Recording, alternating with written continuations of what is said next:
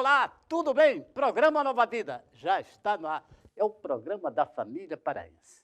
E o programa de hoje, tema transtorno bipolar, associado à dependência química. E o bate-papo que eu vou ter é com o especialista, doutor psiquiatra Rafael Simões. Então, gente, é só um intervalo pequeno e voltamos já.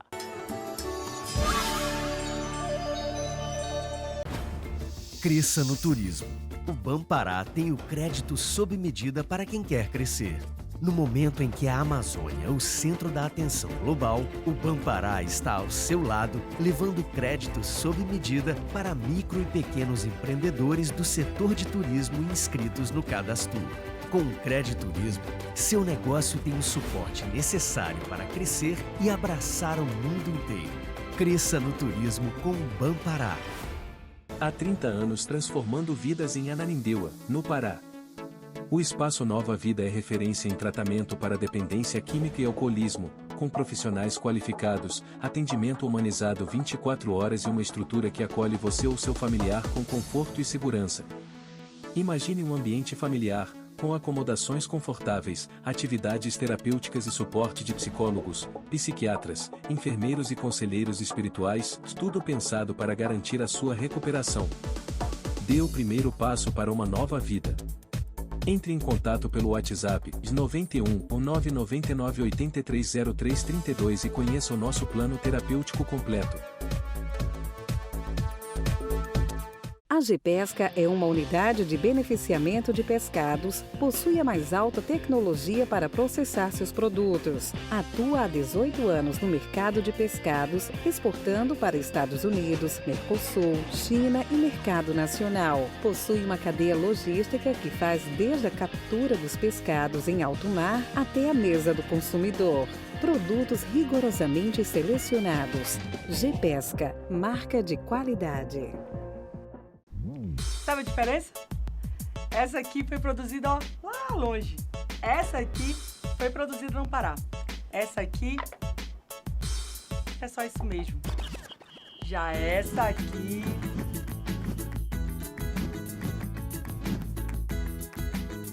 Entendeu?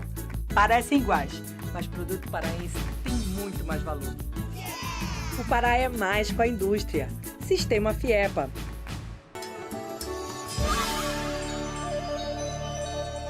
Estamos de volta com o programa Nova Vida. E hoje, como falei na abertura, batendo papo aqui com meu amigo doutor Rafael Simões, psiquiatra especialista na área da dependência química. E o papo aqui, parceiro, vai ser sobre transtorno bipolar associado ao transtorno por uso de substância. Isso. Que satisfação tê-lo mais uma vez no programa Nova Vida. Obrigado mais uma vez, pelo convite, pela oportunidade de estar aqui informando as pessoas em casa sobre essa doença, sobre as comorbidades psiquiátricas. E vamos lá, vamos para mais um tema para a gente discorrer. Ajudar quem precisa aí, o telespectador. Doutor Rafael, qual a frequência que ocorre transtorno bipolar na população geral e nas pessoas com dependência química? Olha, hoje, né, alguns estudos estão falando, pelo menos aqui no Brasil, né, pela ABAD, em 2,5% da população tem o transtorno bipolar.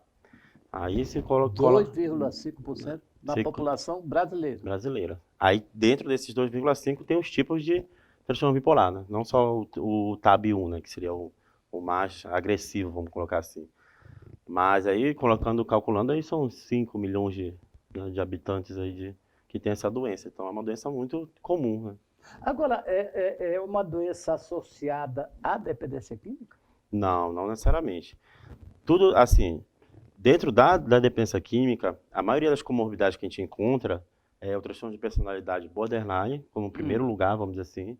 Ou seja, quase toda pessoa que tem transtorno borderline, que é de personalidade, ali, boa parte, né, tem o uso de drogas. Então, e aí a bipolar já é um pouco menos, mas também é muito comum ter essa associação. O transtorno bipolar, enquanto ele não é tratado, ele tem esse risco muito aumentado de vir a ter problema com drogas e álcool. E quer dizer, em decorrência da dependência química, por ser uma doença progressiva, ele passa a ter uma doença psiquiátrica, sintomas psiquiátricos, como é que o caso é até interessante, porque muita gente, né, as pessoas que têm a transtorno bipolar, inclusive, elas meio que se culpam alguma coisa que aconteceu. Houve uma situação de abuso na infância, ou meu pai morreu quando era muito cedo, ou minha mãe teve... Não, na verdade, o transtorno bipolar ele é como se fosse uma doença genética, hereditária. Então, assim, em algum momento a pessoa vai ter ela. Da feita que o sistema nervoso ele se fecha, que é aos 18 anos, naquele momento ali o cérebro já tem o potencial de causar uma crise de mania, no caso. Doutor, com que idade essa doença passa a aparecer, né, no paciente? Dentro da adolescência, ou tem uma idade? Como é que Sim. você... Normalmente, a maioria das pessoas que vão ter o transtorno bipolar, que seria a crise Que vão ter? Que vão ter, que ou seja, estão meio que programados, vamos dizer, para ter uma crise. No caso aí, a depressão bipolar, né? Que é o nuance. Normalmente são de 18 a 25 anos. A partir dos 30 anos, dificilmente a pessoa que não tem transtorno bipolar vai vir aparecer ou vai ter. Nós estamos falando de transtorno bipolar, ponto. É uma doença psiquiátrica. E a depressão? O adolescente, a criança, hoje tem muitos casos que a criança é depressiva, né? Pode chegar até um transtorno bipolar. Sim. Sem a dependência química, mas vindo de uma família disfuncional? Sim. Existe, ali na infância e na adolescência, alguns traços de personalidade da pessoa que tem transtorno bipolar. Então, assim, isso é você hereditário? consegue... É hereditário. É Normalmente hereditário. tem alguém na família que passou ali um pouco, vamos dizer assim, batido, né? E acaba que muitas vezes a pessoa não sabe que tem alguém na família que tem transtorno bipolar, mas é genético. Então, assim, provavelmente alguém da família tem ou depressão, ou ansiedade, ou os dois. Né? Então, assim, pode ser que não tenha ninguém com transtorno bipolar, de fato, mas alguém que tenha transtorno de humor, né? É uma doença que aparece antes dos 30 ou após os 30? Quase sempre antes dos 30. Antes dos 30. O que pode acontecer, como tem também no TDAH, é a pessoa vir a ter um diagnóstico tardio. Não é que ela não tenha a doença, mas ela foi buscar ajuda já depois de 30 anos. E como ajudar essa família? Como a família identificar? Olha, o principal, primeiro, assim, tem que ter um episódio de mania. O que seria a mania? Seria um momento de euforia intensa, né? Uma energia muito aumentada numa pessoa que normalmente ela está entre depressão e estado eutímico, ou seja... Uma pessoa eufórica? Tem que ter uma... Hiperativa? Também, acaba ficando com muita energia, acaba ficando hiperativa também. Então, a crise de mania, ela tem que estar meio que próxima a uma depressão. Ela oscila? Oscila. Tem vários tipos. A glutimia, que seria uma oscilação mais curta do humor, ou seja, a pessoa ela é muito feliz hoje, aí daqui a 2 dias ela está muito triste. Aí, mais 2 dias depois, ela está motivada, quer fazer um curso, quer abraçar o mundo, vamos dizer assim. Né? Então, assim... E aí, 2 dias depois, 3 dias depois, ela está já de novo triste, com autoestima baixa. Mas, doutor, esse comportamento é do adicto, né? Parece também do adicto, Né? Se esse psiquiatra não tiver conhecimento da doença da dependência química, ele não pode fechar um diagnóstico? Não, comportamento da adicção comportamental do adicto, com sintomas. Se o paciente chega com o psiquiatra pergunta para ele, você usa droga? Aí o paciente diz, não uso. Aí você vai fechar um diagnóstico, desculpa, errado? Em função da fala do paciente? Me explica isso aí. Tem a questão da bipolaridade, Desculpa, ela pode ser... fazer uma pergunta dessa, mas nós temos que esclarecer ao telespectador.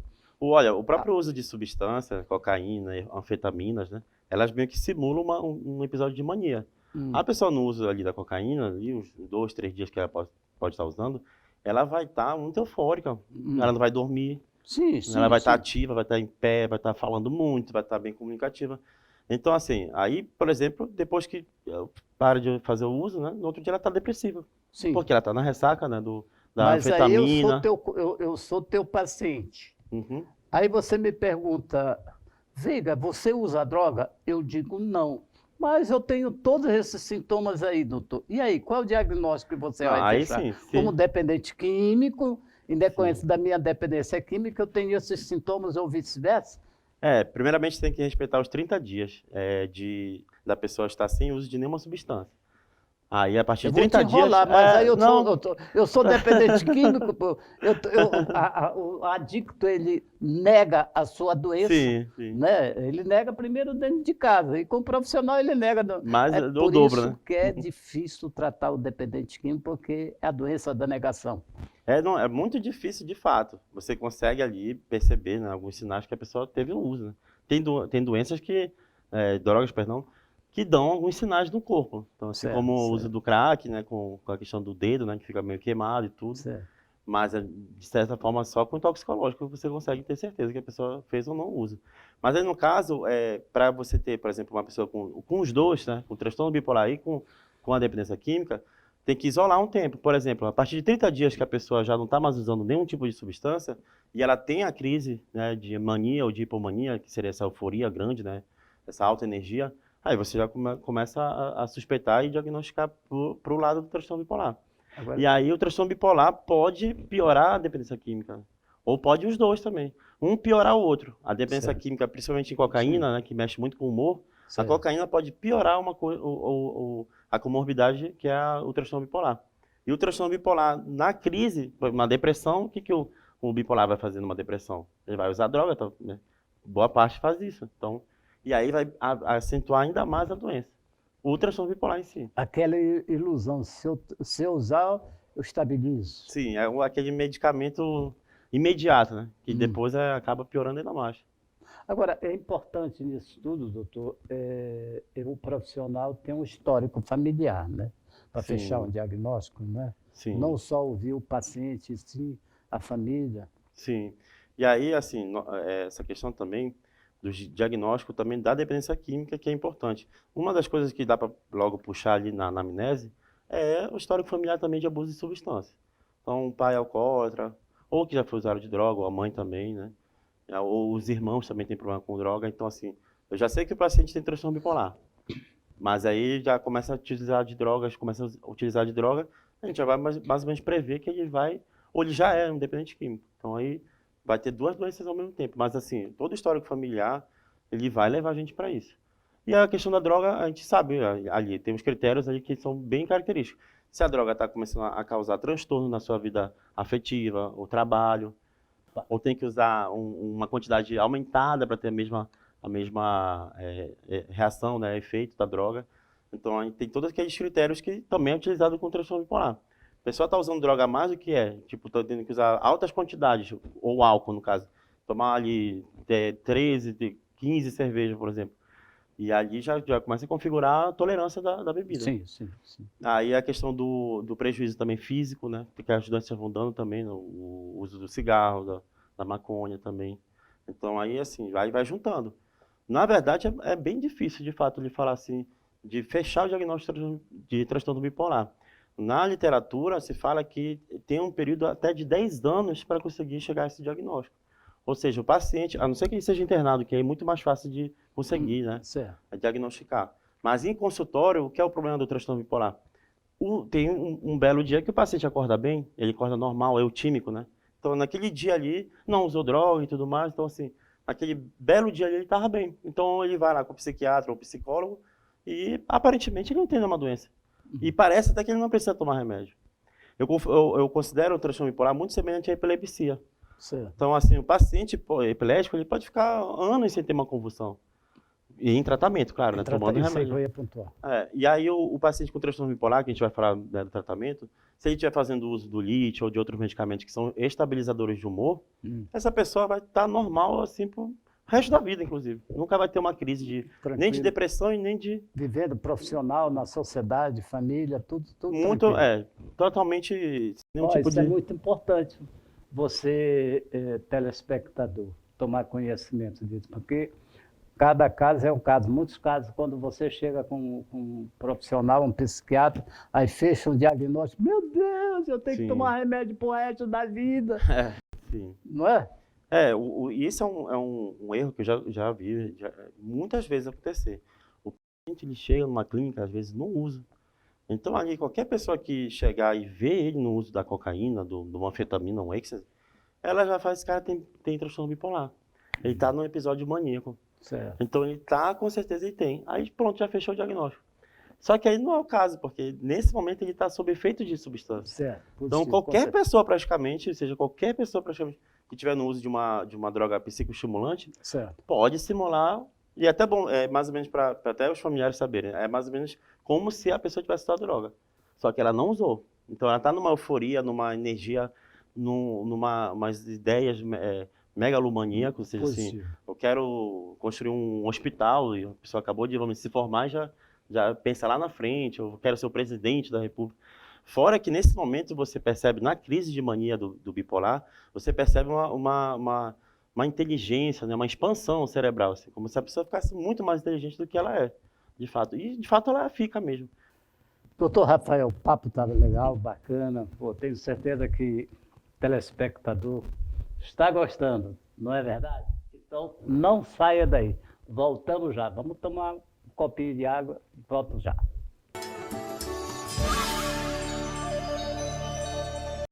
Onde tem Pará, mais do que nunca tem Banpará. Com a inauguração da agência em Aveiro, o Banpará torna-se o único banco presente nos 144 municípios paraenses. Um marco histórico, com 61 agências construídas em 6 anos. E onde tem Banpará, tem gente prosperando. Tem incentivo para o turismo na COP30. Tem desenvolvimento sustentável e bons frutos na bioeconomia. Onde tem Pará, tem Banpará. Estou de volta com o programa Nova Vida, batendo papo aqui com o doutor Rafael Simões. Transtorno bipolar e, falando português, claro, dependência química. Agora eu gostaria, aqui no segundo bloco, que você pontuasse quais os tipos de transtorno bipolar. Certo. Fale um pouco sobre esses tipos, você vai orientar, com certeza, o telespectador. Certo. O principal, né, que a gente chama TAB do tipo 1, que é o transtorno bipolar do tipo 1, é a pessoa que tem a depressão, né, teve um episódio depressivo e um episódio de mania. No caso, ela pode ter vários, né, episódios de depressão, mas obrigatoriamente ela tem que ter um episódio de mania. Porque até então ela não teria transtorno bipolar, ela teria um transtorno do humor, né, seria um episódio depressivo maior. Então esse é o primeiro ponto. Aí quem tem a mania, que é um estado de euforia intenso, na qual normalmente a pessoa ela tem uma amnésia daquela situação, aí esse é o transtorno bipolar 1. Esse é o principal e onde a pessoa tem mais prejuízo. Daqueles 12,5% que eu falei, não é todos esses 12,5% que tem esse transtorno do tipo 1, que é o mais grave, vamos dizer assim. Você pontuou no primeiro bloco, não foi? Isso. E assim, esse tipo de transtorno bipolar ele tem que ser feito medicação, não tem outra conversa, não tem psicoterapia para essa situação. Aí tem o transtorno bipolar do tipo 2, que é quando a pessoa tem uma crise de hipomania. Na hipomania é muito mais brando, né, os sintomas, mas existe, sim, de fato, um prejuízo. E na hipomania, diferente da mania, a pessoa normalmente que tem problema com drogas também, normalmente ela não faz uso, ela não lança a mão para a droga, né, para as drogas ou compras e outras coisas. Então ela consegue ainda segurar um pouco. Mas é um risco muito grande quem tem transtorno bipolar do tipo 2. O do tipo 1, na mania, praticamente é impossível a pessoa... Quase impossível a pessoa numa crise e ela for usuária de droga, ela não vinha a usar. Então a chance é quase 100% de recaída. Aí depois tem a ciclotimia, que é como se fosse, eu falo isso, não tem isso em livro nenhum, como se fosse o pré-TAB, né? O pré-transtorno bipolar. Não tem o pré-diabético, é o pré-transtorno bipolar. Mas na verdade também tem um prejuízo, mas não é considerado um transtorno. Ele é assim, a pessoa tem nuances, né? Essa que é normalmente que é o transtorno bipolar que a pessoa antigamente tinha mais isso, né, de falar, eu sou bipolar, sou bipolar. Às vezes um ou outro era porque tinha ciclotimia, ele ciclava ali de momentos de tristeza e felicidade, e disposição. E aí o outro é aquela que eu tinha falado há pouco, que é um transtorno bipolar sendo induzido por substância. Aí no caso, para a dependência química, a cocaína e a anfetamina são as principais, elas podem vir a gerar uma crise, né, uma mania, mas não exatamente transtorno bipolar. E a última é condição médica, um hipertiroidismo, algum tipo de doença que vai levar a pessoa a ter até um AVC, né, alguma coisa do tipo. Então, assim, a alteração neurológica pode levar. Tem cura? Não. Tem Quase. cura? Não, eu ia falar logo assim, igual a dependência química. É uma coisa bem difícil de falar, porque, assim, a depressão tem, de fato, cura, mas o transtorno bipolar não. Então, a pessoa ela vai ter que sempre, praticamente, tomar a medicação. Então, assim, pode alternar de medicamento. É por isso, é por isso que a sociedade tem medo de procurar o psiquiatra, né? Sim. Eu não sou doido. E como eu falei agora, o não, mais ou menos, é porque também pra gente é muito difícil falar, porque na hora que a gente fala que uma doença não tem cura, às vezes até a pessoa que está ouvindo talvez agora e se identificou com o transtorno bipolar, ela já vai querer talvez buscar Mas meu filho ajuda. diabético também não tem cura. Exatamente. Não. Hipertenso. Pois é. Tem muitas doenças aí que não tem cura e você vive pro resto da vida. Eu tenho uma doença, porque é incurável, fatal. Eu estou com 37 anos sem usar, que é a dependência química, né? Sim. Eu tenho consciência. E provavelmente o senhor não teve, mas não ativou a doença. Eu não vou cutucar a onça com vara curta, senão eu vou recair. Essa aqui é a realidade. Só pontuando o senhor que é importante, o transtorno bipolar, ele é basicamente medicação. Claro, existe psicoterapia, tudo para a questão da depressão, mas assim, a pessoa tomando medicamento, né, um estabilizador de humor, dificilmente ou quase raramente ele vai ter uma crise. Então, assim, é muito mais fácil de controlar. A dependência química não, ela exige já um monte de situações, né, com um contexto, né, e é uma equipe multidisciplinar, então, assim, é muito mais oneroso, vamos dizer, para o paciente. Ele tem que fazer muito mais esforço para poder controlar a doença. Então, na dependência química, o que funciona mais é eu querer, eu aceitar, eu admitir minha doença ou medicamento? Os dois têm que caminhar juntos. Normalmente, os dois têm que caminhar juntos. Eu falo assim, normalmente para o paciente, falo dependência química se trata, infelizmente, com química também. Então, ali, inicialmente, sim. E aí, se for, por exemplo, diagnosticado também uma comorbidade, um transtorno bipolar, um TDAH, algo do tipo, tem que tratar a comorbidade. Porque ela vai ser um gatilho se ela ficar solta. Então, assim, a pessoa com transtorno bipolar não tomando estabilizador de humor e já teve histórico de uso de droga, praticamente essa pessoa vai voltar a recair. Agora, doutor, para a família, quais os sintomas mais simples para a família observar e identificar que o seu ente querido está com transtorno bipolar? Ou está com alguns sintomas, digamos assim. O mais simples. Olha, o mais simples é a alternância do comportamento da pessoa. A pessoa ela sempre foi bem quieta, bem tranquila, e aí do nada ela começa a ficar irritada, agressiva, entendeu? Que aí já é o caso da depressão, né? E também uma mania um pouco.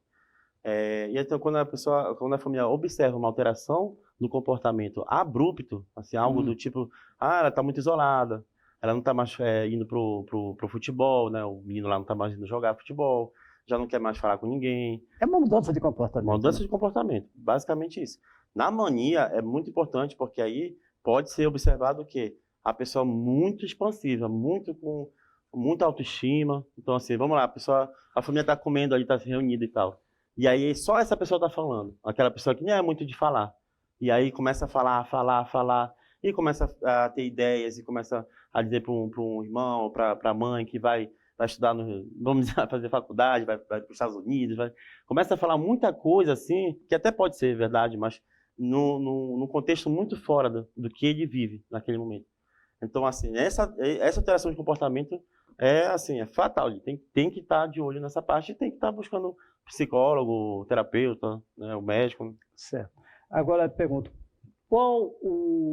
existe o melhor tratamento? Do transtorno bipolar, né? Sim, existe assim. Cada pessoa tem um medicamento, normalmente, que ela se encaixa, vamos dizer assim, que ela tem uma tolerância maior. De acordo com o diagnóstico, né? Porque você pontou vários transtornos bipolares, né? Sim, sim. Tá. Basicamente, todos esses transtornos, tirando a ciclotimia, precisam de medicamento. Né? E quais os medicamentos Na verdade, a ciclotimia também, né? Quais os medicamentos usados? São estabilizadores de humor, né? É uma classe dentro dos psicofármacos, né? Entre o primeiro, ele não é uma classe, né? Praticamente ele é um íon, né? Que é o lítio, né? Que é o carbonato de lítio. Esse é o primeiro, número 1, assim, a primeira escolha no tratamento medicamentoso. Depois vem também muito utilizado é o ácido valproico, ou divalproato de sódio. também é outra medicação muito utilizada. A terceira é a lamotrigina, já é um medicamento um pouco menos utilizado. Aí daí para frente tem vários outros remédios que são utilizados também, mas já não é mais monoterapia, ou seja, não é só ele, esse medicamento. Tem que associar esse medicamento com outro. Vou dar um exemplo aqui da carbamazepina. Ele é um estabilizador de humor, de certa forma. Só que só ele sozinho, a pessoa ainda pode ter uma crise de mania. O topiramato também é outro medicamento também que é utilizado como um plano B, vamos dizer assim. Mas hoje, basicamente, é o carbonato de lítio. É o primeiro logo a se pensar em fazer. Agora, a eletroconfusoterapia, o que é que vem ser? Bom, falando da eletroconvulsoterapia, a sigla ECT, ela é uma das terapias, assim, praticamente como a última ferramenta terapêutica na psiquiatria, em relação ao transtorno de humor. Então, quando a pessoa ela tem o episódio, né, de depressão e ela não consegue melhorar com os antidepressivos, a gente vai mudando ali. Inicialmente, normalmente se inicia com a parte dos inibidores de recaptação de serotonina, aí depois vai para os noradrenalina, que é os duo, né, que tem os dois. Aí vai tentando para dopamina, porque se a pessoa não melhorou com um antidepressivo que aumenta a serotonina, a gente vai pensar no que aumenta a dopamina, para ver se é por aí, né, que vai. Só que existem casos, assim, como depressão catatônica, que é uma depressão grave, né, inclusive que tem risco de morte por inanição até, a pessoa não se alimentar e ter aí uma desidratação. Então a ECT ela vai como última opção. E assim, tem os familiares até o próprio paciente tem muito medo de fazer. Só que assim, hoje em dia é uma terapia muito segura. Então o paciente ele vai ter ondas de choque, né, simulando para o cérebro ter pequenas convulsões, para meio que, assim, um termo bem leigo, assim, como restartar o cérebro, vamos dizer assim. Certo. E também... Mas isso aí já em últimos casos? Em últimos casos. A pessoa vai estar sedada, ela não vai sentir dor, não vai sentir absolutamente nada, ela não vai nem lembrar, né? E aí são algumas sessões, são 5... O nosso tempo está esgotando. E esses medicamentos para o transtorno bipolar não causam dependência? Não, isso também é ótimo também. Quando tem tarja vermelha no remédio, tem duas coisas que a pessoa tem que saber. Uma é que ela não vai ficar dependente do medicamento, né? Ele não vai causar dependência.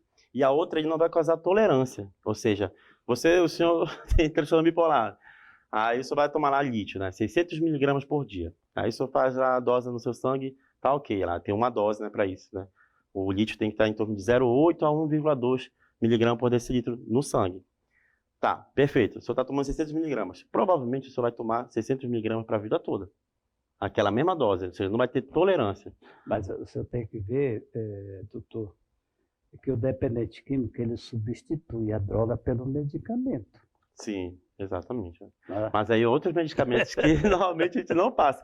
Olha, a maior dos não estou querendo te enrolar, não, tá? Desculpa. Não, eu falo para você, quando tem um dependente químico que vai utilizar do estabilizador de humor, eu falo logo, olha, se você não sentir nada, absolutamente nada, ótimo, é isso que o remédio está fazendo.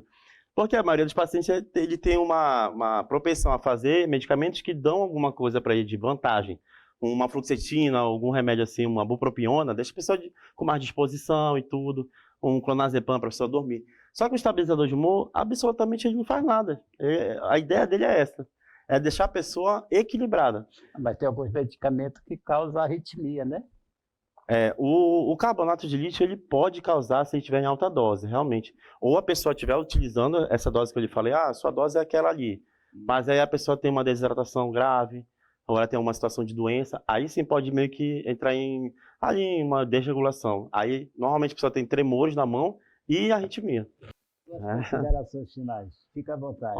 Agradeço mais uma vez o seu convite. Eu estou aqui trabalhando, né, com o senhor já há um tempo e tenho o maior prazer de estar aprendendo cada dia mais, né, com a sua terapêutica. E eu quero agradecer também ao pessoal de casa, né, que onde eu vou por ali, fala, olha, eu te vi lá no programa do Veiga. Então, para mim é uma ótima visibilidade. E o que eu mais gosto também é de poder informar, assim. É uma das partes da psiquiatria, né, que é informar o paciente. Programa da família, para isso. Tamo junto. Tá usando droga? Há tempo de buscar recuperação. Tá aqui o telefone. Liga agora. Tamo junto. Até o próximo programa.